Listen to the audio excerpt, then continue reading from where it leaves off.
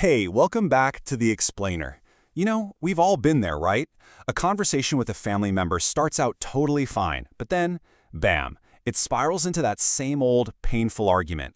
So today, we're going to break down how you can actually turn those recurring fights into, believe it or not, powerful opportunities for your own growth. Okay, so let's just dive right in with the big question that I'm sure we've all asked ourselves at some point. How does a simple chat with someone you love go from 0 to 100, leaving everyone feeling hurt and just completely misunderstood? Let's look at a real-world example to see exactly how it happens. So we're going to start with a story that honestly, it probably feels super familiar to a lot of us. It all begins as this kind of academic discussion, but it very quickly turns into a personal attack, hitting a really raw nerve and kicking off a pretty destructive cycle. And right here, this single comment, this is the exact moment everything just went sideways. A woman was just having a conversation about feminism and Aristotle's views, and a family member jumps in, not to debate, not to discuss, but to deliberately wound. And what this really shows us is that this isn't just a one-off argument, right? It's a painful, repeating cycle. A comment is thrown out there specifically to provoke. Emotions escalate instantly, and one person is left feeling attacked, frustrated, and in this case, even physically pushed away. It's a pattern that's literally designed to hurt. Okay, so what happens next? Let's look at the most common reaction to this kind of conflict, and more importantly, why it's a strategy that's pretty much doomed to fail. I mean, when you're constantly getting hurt, what's your first instinct? It's to build a wall, right? To build a fortress. Yeah, the most logical thing to do feels like just shutting down. You start thinking, you know what, I'll just avoid the topic altogether. I'm not going to engage. It seems like a foolproof plan to protect yourself and just keep the peace. But does it really work? Well, this is exactly why that whole avoidance strategy is a trap. Sure, the goal is to protect yourself, but the root problem, it never gets addressed.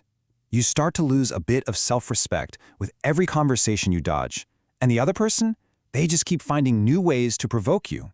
You don't actually find peace, you just find a quieter battlefield. And, man, this analogy from the source material, it just hits home so hard. Trying to control everything on the outside to prevent a fight is like trying to stop the milk from boiling over to prevent abuse. It's a shallow solution because the real issue, the thing that's actually causing the problem, is never resolved. All right, so if avoidance is a dead end, then what do you do? This leads us to a really fundamental shift in how to approach the whole problem. And it starts by looking in a completely, and I mean completely, different direction. Okay, so the first big breakthrough, and this one's a tough pill to swallow, is that you have to stop trying to fix or change the other person. Seriously, that path is a dead end, and it's only going to lead to way more frustration. Instead, you've got to turn that spotlight inward, because the only person you have any real control over in this whole situation is yourself. The goal becomes understanding your own part in this dance, your own triggers, and your own reactions. I absolutely love this analogy from the source. Okay, picture this. You're driving in some seriously chaotic traffic. If you just assume you're the only sane driver on the entire road, you stop blaming everyone else for cutting you off and you focus 100% on just driving your own car safely. You take full responsibility, and that's how you get through the chaos in one piece. And then, if you look at it from a faith-based perspective, it adds this whole other layer. These difficult interactions, they aren't just random attacks. You can see them as divine tests, as opportunities that are put in your path specifically for your own personal and spiritual development. They're not just roadblocks, they're literally the curriculum for your life. Okay, so we've got the mindset shift down, but what about the how-to? I mean, once you've shifted your perspective, how do you actually change the conversation? Let's get into some concrete, actionable strategies.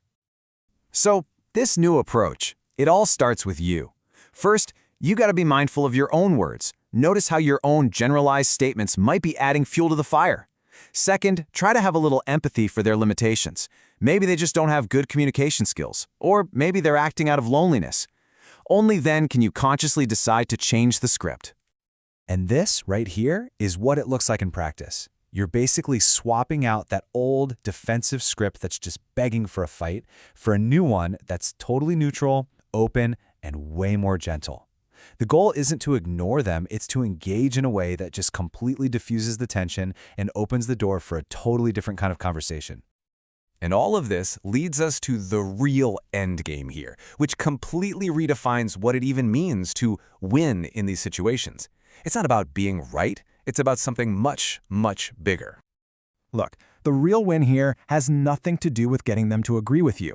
It's not about forcing an apology or proving your point. The true objective, the real victory, is to change your own internal experience of the whole interaction. No, it's all about this incredible transformation that happens inside you. You go from feeling constantly triggered, hurt, and reactive to feeling empowered, calm, and proactive. You reclaim your own peace no matter what the other person says or does. That is the win. And this is such a critical reminder. It doesn't matter what the cause is, feminism, politics, anything you're passionate about. You can't get so wrapped up in the fight that you sacrifice your own inner growth. Your peace, that has to come first. So as we wrap this up, the real question I want to leave you with is this. Who are the difficult people in your life? And what are these challenges really here to teach you about you? That's where the real work and the real growth begins. Thanks for watching.